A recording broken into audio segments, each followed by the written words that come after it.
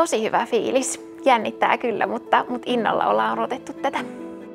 On vähän painetta jännitykseen, mutta kyllä mä uskon, että se hyvin tulee menemään. Tällä hetkellä omasta mielestä on voittava idea, mitä tässä kehitetään eteenpäin.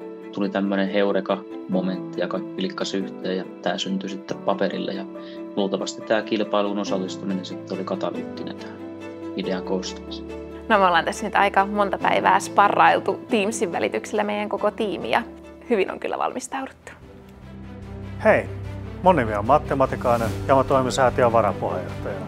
Meidän tavoitteena säätiössä on luoda Suomeen työpaikkoja ja tukea yrittäjyyttä kaikilla mahdollisilla tavoilla.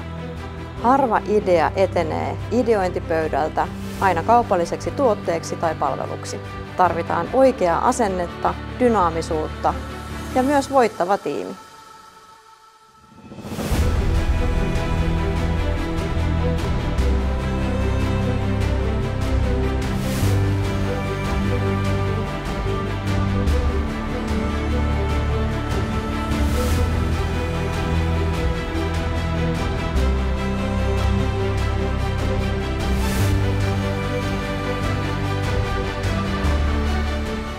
No ihan super.